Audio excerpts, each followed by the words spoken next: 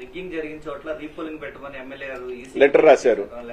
తుమ్మరకోట, ఒప్పిచెర్ల, Palvai gate, చింతపల్లిలో ఈ విధంగా రిగ్ జరుగుతుంది, ఇక్కడ రీపోలింగ్ పెట్టమని అదే రోజున 3 గంటలకి లెటర్ రాస్తే కూడా ఏం పర్వాలేదు, పోలీసుని పెట్టుకుని మేము రిగ్ చేసుకుంటున్న విధంగా ఆ పగిలిపోయిన ఈవీఎంల దగ్గర కూడా ఇంకో కొత్త ఈవీఎం తీసుకొచ్చి పోలింగ్ జరిపారు కానీ పోలీసులు అండని పెట్టి టీడీపీ వాళ్ళు చేయించారు కానీ రీపోలింగ్ చేయించాలన్న ఆలోచన కూడా రాదు. కనీసం తన అభ్యర్థి పోయి ఏజెంట్ గా కూర్చుంటాడు కదా, అవసరమైతే ఎమ్మెల్యే గారైనా కూర్చొని ఇది ఓటుందా లేదో చూసుకునే అవకాశం కూడా ఎమ్మెల్యేకి కానీ ఎమ్మెల్యే సోదరులు కానీ వాళ్ళ కుటుంబ సభ్యులకి ఇవ్వలేదంటే పోలీసు అంటే ఏ విధంగా, ఎందుకంటే 500 మంది 1000 మంది వాళ్ళు ఉన్నప్పుడు బీసీలు ఎస్సీలు వచ్చి ఓటు ఎలా వేస్తారు? ఏజెంట్ గా కూర్చొని కర్రలు తీసుకొని కొడతా ఉంటే ఆ కుమ్మరికోటలో మీరు చూశారు ఏ విధంగా రాడ్డులతో కొట్టారు. ఏజెంట్ తలకాయ బాలు కొడితే భయం ఉంటుంది కదా, కనీసం ఎమ్మెల్యే పోయి నేను లోపల కూర్చుంటే ధైర్యం ఇస్తాను అని అంటే కూడా దాన్ని కూడా ఒప్పుకోలేదు తెలుగుదేశం పార్టీ. కనీసం ఆయన రీపోలింగ్ చేయించాలనే ఆలోచన ఎలక్షన్ కమిషన్ ఎందుకు రాలేదు? ఇంతకన్నా చాలా గతంలో తీసుకుంటే చాలా తక్కువ